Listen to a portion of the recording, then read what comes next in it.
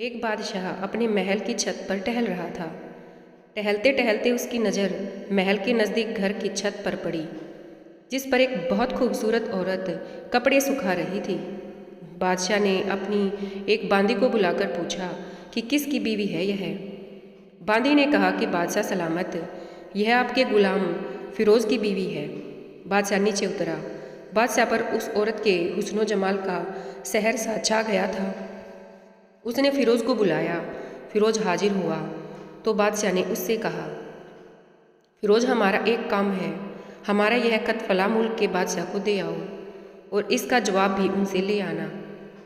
फिरोज़ उस खत को लेकर घर वापस आ गया। खत को अपने तकिए के नीचे रख दिया। सफ़र का सामान तैयार किया। रात घर में गुजारी और सुबह मंजिले मकसूद पर रवाना हो गया। इस बात से लाइल्म के बादशाह ने उसके साथ क्या चाल चली है। इधर जैसे ही फिरोज नज़र से ओझल हुआ, बादशाह फिरोज़ के घर पहुंचा और आहिस्ता से फिरोज़ के घर का दरवाज़ा खटखटाया।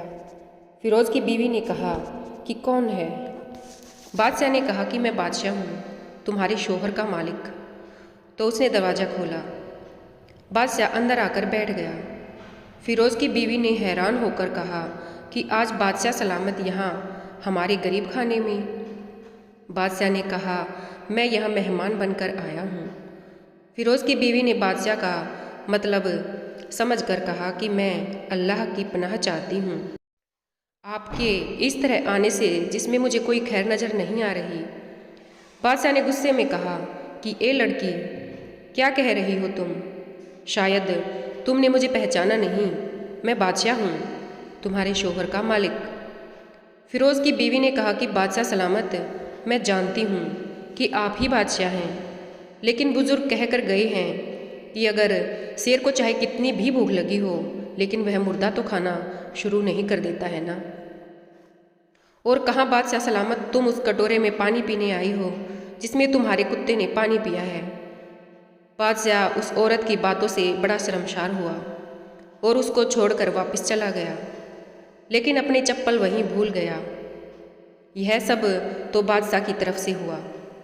अब फिरोज़ को आधे रास्ते में याद आया कि जो खत बादशाह ने उसे दिया था वह तो घर पर ही छोड़ आया है। उसने घोड़े को तेजी से वापस मोड़ दिया और अपने घर की तरफ लपका। फिरोज़ अपने घर पहुंचा तो तकिए के नीचे से खत निकालते वक्त उसकी नज़र पलंग के ऊपर पड़ी। पलंग के नीचे बादशाह के चप्पल पर उसकी नज़र पड़ी, जो बादशाह जल्दी में भूल गया था। फिरोज़ का सर चकरा रह गया।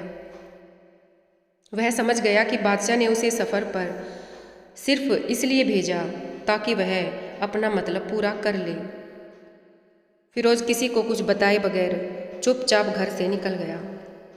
खत लेकर वह चल पड़ा और काम खत्म करने के बाद बादशाह के पास वापस आया तो बादशाह ने उसे इनाम दिया। इनाम के तौर पर उसे 100 दिनार दिए। फिरोज़ दिनार लेकर बाजार गया और औरतों के इस्तेमाल के कीमती कपड़े और कुछ तवाइफ भी खरीद लिए। घर पहुंचकर बीवी को सलाम किया और कहा, चलो तुम्हारे मायके चलते हैं। बीवी ने पूछा, यह क्या है? कहा, बादशाह ने इनाम दिया है और मैं चाहता हूँ कि तुम यह पहनकर अपने घर वालों को भी दिखाओ। बीवी, जैसे आप चाहें। बीवी तैयार हुई और अपने वालिदैन के घर अपने शोहर के साथ रवाना हुई। दामाद और बेटी को अपने घर तवाइफ को देखकर लोग बहुत खुश हुए। फिरोज़ बीवी को छोड़कर वापस आ गया। 1 महीना गुजरने के बावजूद ना बीवी का पूछा और ना उसको वापस ही बुलाया। फिर कुछ दिन बाद उसके साले उससे मिलने आए और उनसे कहा, आप हमें अपनी बहन से गुस्से और नाराज़गी की वजह बताएं या फिर हम आपको काजी के सामने पेश करेंगे। तो उसने कहा, अगर तुम चाहो तो कर लो, लेकिन मेरे जिम्मे उसका कोई हक बाकी नहीं जो मैंने अदा ना किया हो। वह लोग अपना केस काजी के पास ले गए तो काजी ने फिरोज़ को बुलाया। काजी उस वक्त बादशाह के पास बैठा हुआ था। लड़की के भाइयों ने कहा, अल्लाह बादशाह सलामत और काजी साहब को सही सलामत रखे।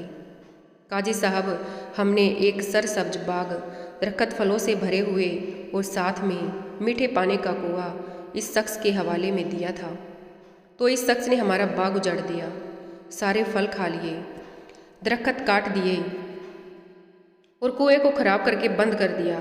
काजी फिरोज की तरफ मुतवज्जह होकर पूछा कि हाँ तो लड़के, तुम क्या कहते हो इस बारे में? फिरोज ने कहा, काजी साहब, जो बाग मुझे दिया गया था वह उससे बेहतर हालत में मैंने उसे वापस किया है। काजी ने पूछा, क्या इसने बाग तुम्हारे हवाले वैसी ही हालत में वापस किया है जैसे पहले था?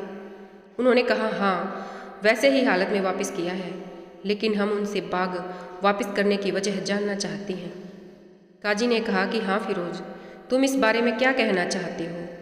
फिरोज ने कहा कि काजी साहब, मैं बाग किसी बुग़्ज़ या नफ़रत की वजह से नहीं छोड़ रहा, बल्कि इसलिए छोड़ा कि एक दिन जब मैं बाग में आया तो उसमें मैंने शेर के पंजों के निशान देखे, तो मुझे खौफ हुआ कि शेर मुझे खा जाएगा।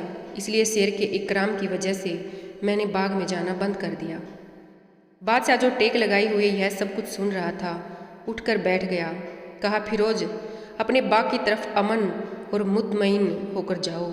अल्लाह की कसम, इसमें कोई शक नहीं कि शेर तुम्हारे बाग आया था, लेकिन वह वहाँ पर ना तो कोई असर छोड़ सका और ना ही कोई पत्ता तोड़ सका और ना ही कोई फल खा सका।